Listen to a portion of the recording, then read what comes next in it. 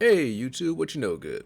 He is the Reverend and he's back with another video brought to you by Project KNM, where we interrupt your day with some fresh art goodness. So, what's going on today?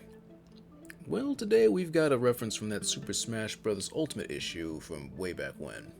Back when there was a little bit of an issue regarding who's qualified and who's not to participate as a guest character. When it comes to guest characters, we've got quite a few surprises when they were announced back then, from Sonic the Hedgehog to Solid Snake to freaking Cloud Strife. They even put in both Ryu and Ken Masters from Street Fighter, but one of my favorite inclusions is also one of my favorite characters in fighting games, Terry Bogard from Fatal Fury. What was it real about? Anyway, many SNK fans, however, saw Terry after his announcement trailer and immediately thought one thing: how are you going to put in Terry and not put in Mai Shiranui? Apparently the response was along the lines of, at least what I saw on Twitter, that Smash is for good boys and girls. Now, Reverend here did not make a big deal out of it when this whole hoopla started, and for two reasons. One, I don't have a Nintendo Switch, so I couldn't play Super Smash Bros. Ultimate anyway, even if I wanted to. And two, honestly, I just never liked never did. I was one of those who would have picked up King of Fighters 13 if, much like King of Fighters 12 in arcades, it didn't have her in it.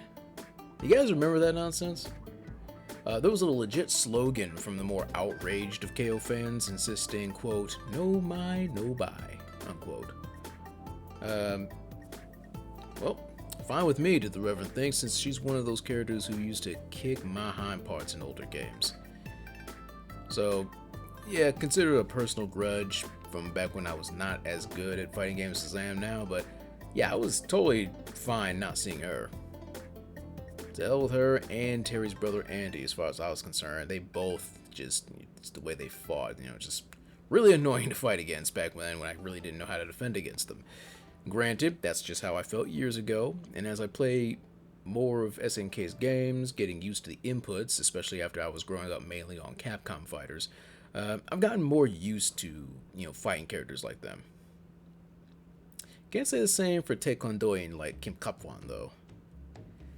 Seriously, Taekwondoing and Capoeirista, they always throw me off. I gotta fix that one of these days. But I'm rambling. Let me stop that. Let me get back to the reason I'm actually drawing this kunoichi in the first place. The idea of my being a not being a quote-unquote good girl is, well, okay, let's just be honest. That's just silly. Let's call a spade and acknowledge the real issue. There are many people out there who don't know jack about any of these characters, and they're gonna first see these characters for their appearances and nothing else. When you play a new fighting game, you don't know anything about these characters, you take a quick look, and you immediately start judging. I get it, we've all done that. It's just that there are many people who don't ever plan on picking up these games that might see one character and have a fit. And, well, when it comes to Mai Shiranui, due to her fighting style, she doesn't really cover much up. They could have made it work though. If for those who have not seen her in older titles, Mai's actually had some more modest outfits. She's not showing much skin beyond her arms and legs. And story-wise, she is a good girl. She's considered a heroine, not a villainess, and she doesn't really do anything bad. She's, neutral at the very least, and heroic at most. The only thing she's really done that's bad is refuse to take no for an answer whenever she's constantly hitting on Andy, who at the moment just does not seem that interested in her. At least, not yet. They'll probably get together eventually as the story goes along. Unless SNK decides to kill one of them off. Not trying to give them ideas, but... And you want to talk about quote-unquote good girls? What about someone who actually did make it in a Smash Ultimate? Or I think she was also in the Wii U Smash, which was Bayonetta. After she went all Nintendo exclusive, she got into Smash despite her own series depicting her as anything but what the, those who actually play the games consider a quote-unquote good girl.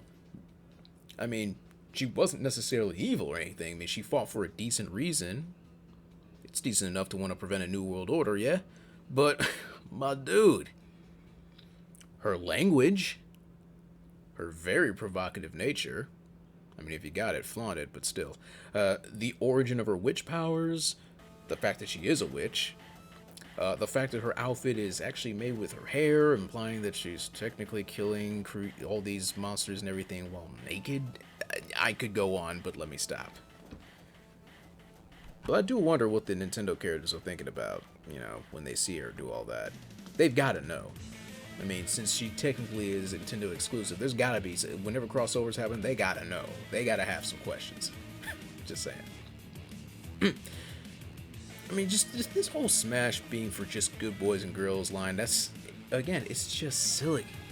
And it seems more like an excuse to shrug off the fact that the real issue is most likely certain organizations like CERO, which see one thing, like, or maybe in my case 2 things, and immediately says, no, we can't have that. Honestly, I doubt the makers of Smash had much of a say in the matter, and just didn't want to raise a stink about it. It's not that big a deal. She didn't need to be there. I mean, it'd be cool if they brought her in, but who cares? I mean, a lot of people care, but they shouldn't. It's not that big a deal. Whatever the real reason, I speculate it was partly due to the sheer paranoia that a good number of people who don't even play these games were going to learn about it and freak out about it. Kind of reminds me of what happened when Dead or Alive tried to go into esports. I think it's still considered esport now. These Dead or Alive 6, Dead or Alive 5, one of those.